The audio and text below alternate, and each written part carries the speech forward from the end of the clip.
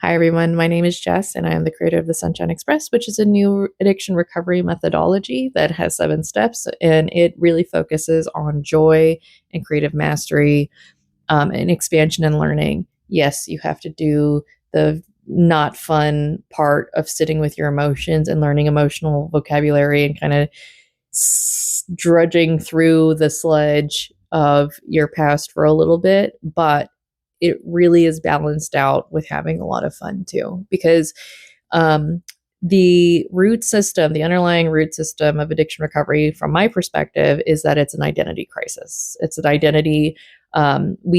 We spent so long forming our identities and routines around a certain behavior, which is drinking alcohol or smoking weed or whatever, and so it's ingrained into who we are as beings. It's like Jess is the mess. Jess is the drunken mess, right?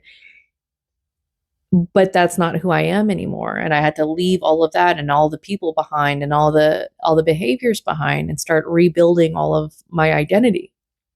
And I think that's really what it is. It's like, who is sober Jess? Who is that person that's not scared of anything? Who's that person that is super confident without the need for liquid courage? Who is that person, right?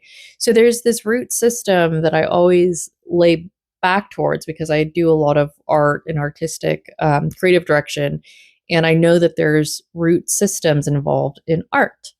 That's why you can like pick up a paintbrush, and if you have the root system, like the gradients, and you understand lighting and pressure and weight and balance and all that, you can take that with a paintbrush, and then you can pick up a piece of chalk and do the same stuff, right? So we have these underlying concepts. So when I was in the 12-step program, one of the things I immediately did was like, what are the principles of the 12 steps? And when you get to that, it's like honesty, faith, hope, courage, restitution, spirituality, service. Okay, cool. I didn't really follow the verbiage of the actual steps. Like, we are powerless against alcohol. Our lives had become unmanageable. That root principle is just honesty. So I was like, okay, I'm going to practice honesty the way that I know how to practice honesty. Okay. So there were just these values or these virtues that I was like, okay, what does service look like? Look, I don't want to spend my time bringing out chairs in AA. I'm sorry. Like, that wasn't the thing that I wanted to do. I was also simultaneously, I had co-founded a nationwide nonprofit, and that was my service to the world. Okay.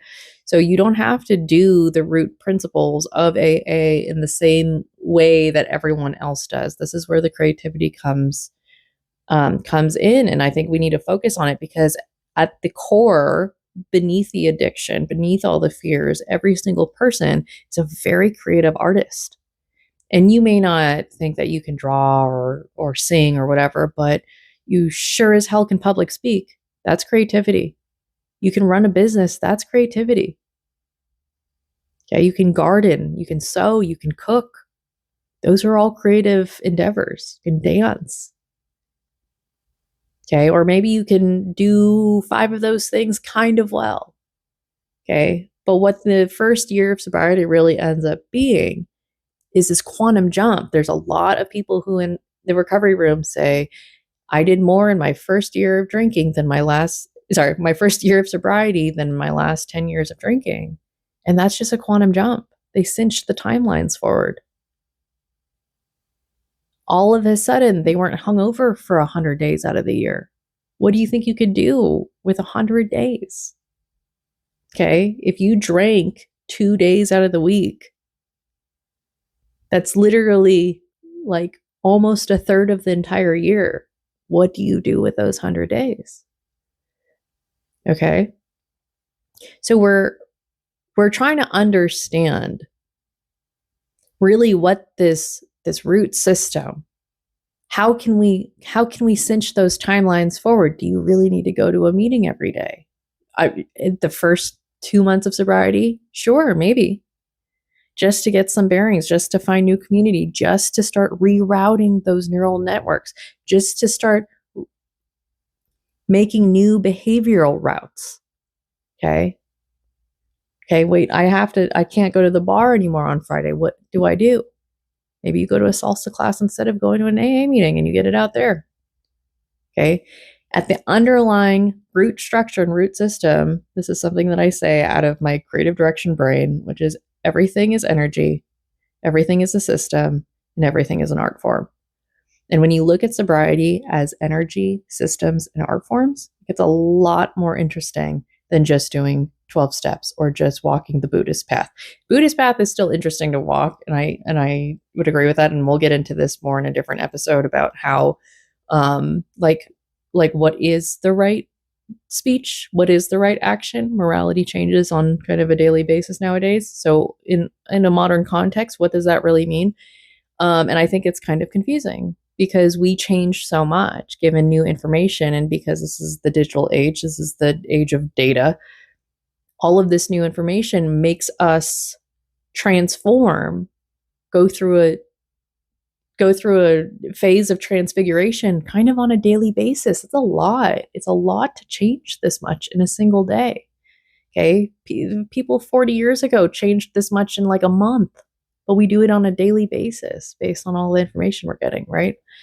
So we have to ask ourselves, like, what is that root system in sobriety? And so that's what I set out to do. And that's what the DC method is. A lot of people talk about detachment. Buddhism is really, the Eightfold Noble Path is really it's anchored on this idea of detachment. But what does detaching even really mean in a modern context? Okay. When we explore and we start trying to understand what is the 12 steps actually trying to tell us? What is addiction? What is it really? Because a lot of people say that addiction is a disease, and I don't think that addiction is the disease. I think fear is the disease, and addiction is the way that we deal with the fear. Okay, we're trying to cope with a tightened up nervous system. But if we spent time trying to understand our fears and remove the scaffolding that's propping up the addiction, then the addiction has nothing to stand on. Then you're not going to do it anymore. If we understand that, oh, mass marketing, like, oh, look at our environment right now. How many places are open after 7 p.m. that strictly do not have alcohol? Wherever you live, how many places after 7 p.m. can you go to socialize that doesn't have alcohol? That's environmental design right there. If you don't have alcohol, if you go out to a bar or if you go out to a restaurant, they have alcohol, sure. What are their non-alcoholic options? Pepsi, Coke, Sprite, and water, maybe juice. And it's just within the last 3 or 4 years that this whole alcohol-free cocktail, alcohol-free bar menus have really come to center stage, right? It wasn't until the last 10 years that this whole sober, curious sobriety movement has made waves in the way that it has. And a lot of it is because recovery got online and people stopped being so anonymous about it. Okay, there was a lot of campaigning about undoing the stigma towards mental health in the early 2010s, right?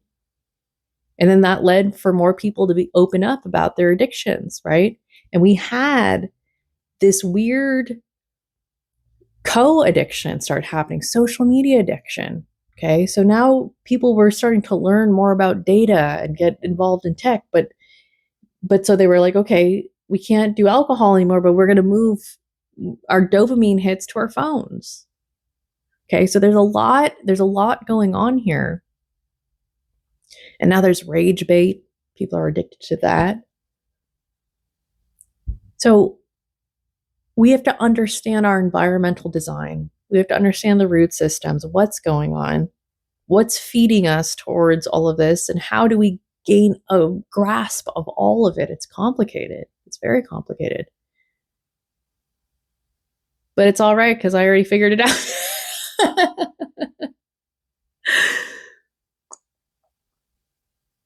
So when we start parsing apart where we're at and start asking the questions of, what do you mean by this? What what did the Bill and Bob of AA really intend to do when they created the 12-step program? I think it's overall it's a great program. Something had to be created. Something had to function, right? I think no matter what the step system was, something had to be created. And there would be an addiction recovery method across the world with millions of members, no matter what it said, because this was an issue. And if you go through a bunch of the 12-step programs, you'll see how people have rewritten the 12 steps over time. Specifically, if you go into ACA, Adult Children of Alcoholic Dysfunctional Families, I think their program started in like the 70s or something like that. And they really, really rewrote the 12 steps, the original 12 steps for alcoholics, into a new way that was less fear-mongering and less God is going to smite thee. And because of that, I was like, oh, okay, so it doesn't really have to function the same way as AA does. Like, none of this has to be. And then when you take a look at the cultural context, right? We take a look at the cultural context of how AA got started and even how Buddhism got started. We'll go there. AA was started by a businessman and a doctor, surgeon, right? So two like middle class people, maybe upper middle class, in Akron, Ohio in the 1930s. There were two white guys, and they were surrounded by Protestant and evangelical, basically fire and brimstone Christianity. Even if they claimed that they were not Christian or they were not, they were not religious, and this is a spiritual program, spiritual just means energy, that this is a spiritual program, the linguistics involved is still tainted, or it's still inspired by the evangelical Christian language that was surrounding them. Again, it's environmental design. Okay. Their brain is going to operate a certain way because this is how people were talking around them. So the entire AA structure is built out of this linguistic system that was fire and brimstone. So how does that carry over to a modern world? And how does that then affect the millions of people who have done this program? And how has it affected their internal identity, their core identity? That they constantly, perpetually think that they're powerless against a glass of wine. How, like, where in there do you go, hold on a second, let's take a step back and say, hey, maybe that's not necessarily the most correct. Maybe it was correct in the 1930s and the 1940s and the 1950s, but maybe it's not the best way to do things now. And I think a lot of people are bringing more and more and more of this more nuanced angles and languages to the recovery meetings these days. And I went to a couple to pitch this, like, I wanted to get people to come up and do park cleanups with me. So I did go to a couple of AA meetings, but it wasn't explicitly for to go to the meeting for the meeting. I wanted to go in there and be like, hey, do sober people want to like meet up and go do park cleanups? So, but when I was in there, there were a lot of comments about the big book and how, it's very patriarchal. It's very netted and the whole section about the wives. It's like, okay. And, really, really reinforcing old modalities of living, and just in context of a global society that we're moving into, and we already are in 2025, that old structure and this new structure that we're living in and that we're building here those do not fit very well together. I have had people who have had decades of sobriety around me, and I feel so saddened by how they interact with life a lot of the times, because they'll go to do something and then there's this mental blocker. They go, oh, I can't do that, I'm an alcoholic. Or I can't say stuff like that, I'm an alcoholic. And there's always that reasoning or that excuse or that filter that they live their life through. Like, I'm an alcoholic, so I couldn't possibly be a business owner. What? What are you talking about? I'm an alcoholic, so I couldn't have this tough conversation. What are you talking about? I'm an alcoholic, so I have to forgive the guy who sexually assaulted me. What are you talking about? No, you don't. You don't ever have to forgive your abuser. What the hell are you talking about? Okay. And the commonality that I run across with certain people in sobriety that have this core identity of guilt and shame just wrapped in, like, this anxiety just at their core, are people who have gone through 12 steps. And I go, what are you doing? What is happening? And I've seen it for myself because I went through those programs. I never did the steps because I was like, this is not who I want to be. This isn't who I want. This is not the core identity that I want to have. And I'm grateful that the programs were there. I'm grateful that I could go into a room at 7:00 at night on a Saturday and just vent my frustrations out. But that's all I really needed it for. And I found my own way, because I just don't. I never found a person that I really wanted to be like. And that's what they always say. They go, raise your hand, you sponsor, find somebody that you resonate with, and I was like, that's like, I looked around the room all the time. And the thing too, I will say this, the thing too is that I was usually the youngest person in the room at age 27 by about 20 or 30 years. Most people were in their 40s, 50s, and 60s. And a lot of people came up to me and said, man, I wish I was your age when I got sober. Man, you're really doing this right. Congratulations. And I go, thanks. But I'm not trying to do the same thing that you're doing. So a little context about me was, when I knew I needed to get sober, I went completely manic, just off my rocker the last year, very schmooicidal. And I knew that I had to stop doing drugs. I knew I had to get sober. And so I walked in, and it was just not great. I just kept meeting people that I was like, I'm not trying to do this. I'm not trying to live your life. People kept telling me, don't make geographics. Don't make geographics. Well, I had a computer and I could work from anywhere in the world. And I had done that in 2015. I lived in Thailand, and I worked from my computer. Okay, this is before everyone started doing it during the pandemic, 5 years prior. And I said, but I know that there's another way to live. And so all of these people in AA and whatever were trying to tell me, no, you have to live this one particular way. I was like, no, I don't, because I know what's out there. I know that there's a different way of doing this. And so I looked up rehabs, because I was like, okay, I got to figure this out. Like, I have to get sober.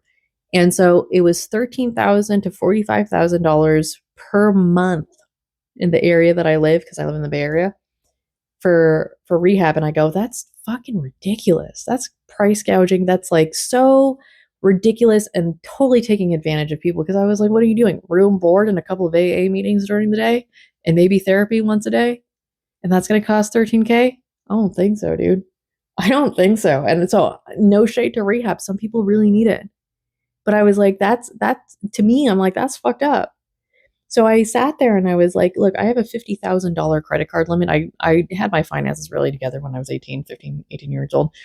And so I said to myself, I was like, I'm going to just take my $50,000 credit card limit. And I don't recommend this. Well, to a degree, I recommend this, but maybe don't do $50,000. But I wasn't dating anyone. I don't have any kids. I didn't have a mortgage. I got rid of my car. I didn't have any pets. I didn't have any really responsibilities. I'm in my 20s, right? And I said, I'm going to take my $50,000 credit card limit. And I'm just going to travel the world. Because if I'm going to be depressed and suicidal in my hometown, I might as well be depressed and suicidal looking at Mount Fuji, right? That makes sense to me. So I took $50,000 and I said, I'm going to go travel the world. I'm going to go travel around, do whatever the hell I want to do. So as long as I do not drink alcohol or do drugs. And I spent 34,000 of those dollars over a 4 to 5 year period. I didn't even hit 50,000. And I was able to wander and get lost and see the world in these really weird and unique and really cool ways that has made me the person that I am today. And I will always, always, always advocate for people to do one new thing every week. And so in the Sunshine Express, I have Bright Nights, the events group. And the whole idea is we're doing something new every week because you have to expand your container. You have to understand who you are as a creative being underneath all of the addiction, underneath all of the fear, because it's just rebuilding your identity and seeing what you really are made of. Another quote that I say is sobriety is just remembering who you are, and creativity is discovering what you are. And if you mix those two, okay, they're both art forms. Remember, everything is energy, everything is a system, everything is an art form. Sobriety is energy. Okay, you're taking the energy you used to do, do drugs with, go drinking with, whatever, spend on your phone. Okay, go to the mall shopping, whatever your addiction was. And you're taking all of that energy and you're saying, okay, I'm calling it back to myself. What do I do with it now? Who do I go be? What do I go do?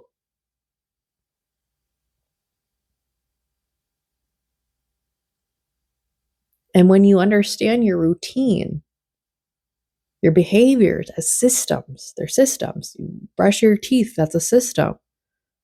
Okay, you do your laundry, that's a system. Cook your meal, that's a system. There's an open and close, there's a beginning and an end, right? But you can't spend all of that time. You're not going to spend 2 days that you were previously hungover brushing your teeth. No, you gotta diversify your energy portfolios, guys. You gotta diversify what you're doing. And that's why so many people, we go back to quantum leaping, the first year of sobriety, I did more in my first year sober than I did in my last 10 years drinking. It's because you're taking all of that energy and you broke the old systems. You say, I can't do those systems anymore. I'm expanding. You take that energy and you put it into all of this new stuff.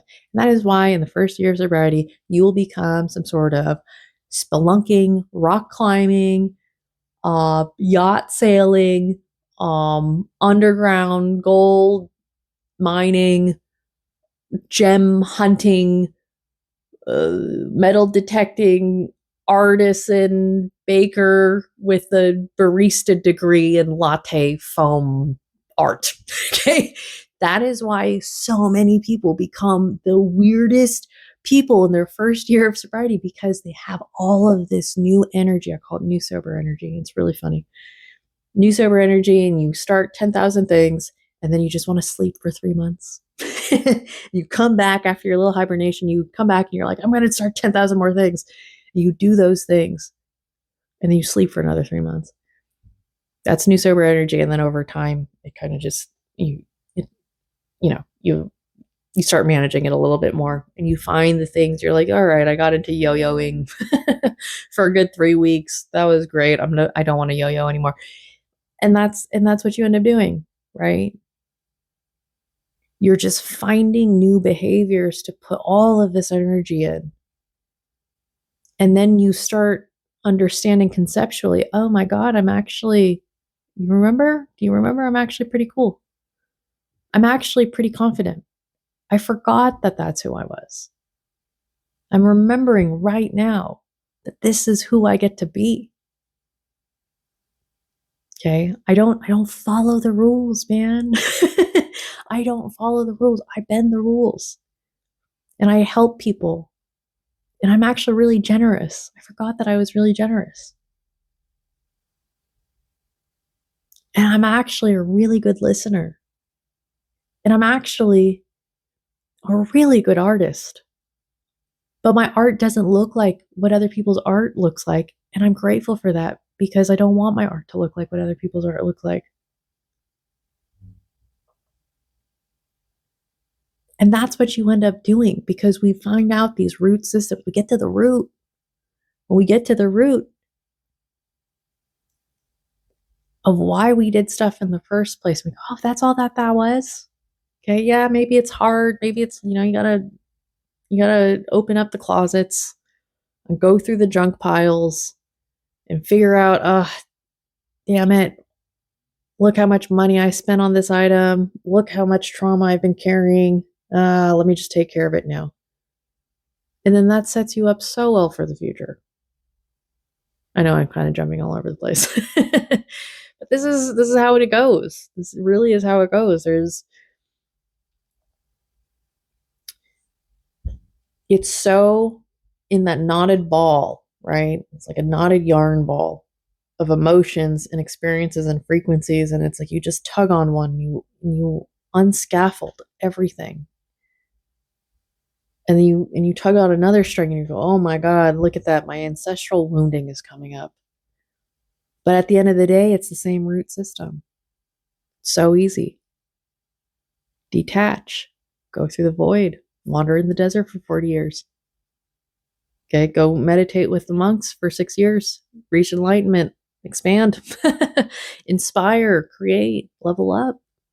Level up your consciousness and then enjoy it. Because once you hit the enjoyment button and you've gone through the process of the DC method, you're going to start wanting to clean up your life. That's detach. And then you're going to sit in the void again. And then you're going to expand. And then you're going to inspire and create. Level up. And that's just the root system. That's a root human behavior that is for the entirety of the creative process. That's what it is. All the DC method is the creative process.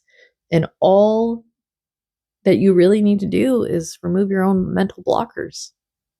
Why couldn't you be a millionaire? Why couldn't you be a doctor? Why couldn't you be? Why couldn't you be the best parent in the world? Why couldn't you be? Why couldn't you? What? Because you're an alcoholic? What the fuck? Really? That's the mental blocker you're going to give yourself? I'm an alcoholic, so I couldn't possibly ask for a raise? Oh, come on. Come on. So let's move through this. Let's keep going. Let's continue to really deconstruct the root systems and the understanding of addiction and all this. And it's going to look like a mess. It's going to look like a freaking mess. But that's what art is. That's what an art form is. You have to lay down the foundational knowledge, database of knowledge. And it's a lot. And it takes some time to rep and rep and rep. But you'll get there and then you learn the concepts. Oh God, what is honesty? Have you practiced it 10 times a day? Have you practiced being honest? How about faith? How about courage? How about hope? Faith does not have to be religious, by the way. Faith is just trust in the unknown. Faith is just saying, I know that tomorrow is going to come. I know that the sun is going to set and the sun is going to rise. That's all that faith is. Have you practiced having faith today? Have you practiced having courage? Okay, what fears do you have to overcome? Write a list of them. Write 100 of your fears and then start Start doing the work, start overcoming them. See how much you expand because you start overcoming your fears. It's easy, it's hard, and it's easy.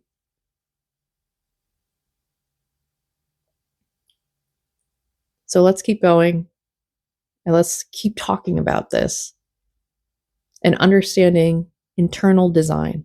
Remember, everything's an art form, everything's a system. If everything is a system, it needs a design. That's why everything's an art form. Your internal design. What does it look like in your brain? Are you organized in your brain? Are you organized in your body and in the energetic system that goes around your body? Do you know how to control all your energy? That's self-mastery, right? Your electrical currents can all be pulsing in the same way. Did you know that? So if it's not doing that right now, you probably have anxiety. But if you can direct the current of the energy in your body, you have a pretty good idea of what self-mastery is. Okay? It's by design and it's an art form. Sobriety. Let's understand it from the root system, the energetic root system. And remember, higher power equals Holy Spirit, if you're whatever you believe in, equals high frequency energy. Okay? God is just a bundle of high frequency energy, high frequency creativity, high frequency art. Okay? It elevates you. It makes you do the quantum jump, it makes you level up in consciousness.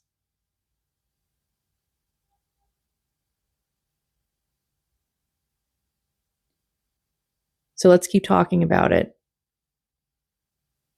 Let's keep deconstructing all of the parts, lay out that foundational knowledge, and then keep building our new home, our new soul frequency home, our new core identity on that foundational knowledge.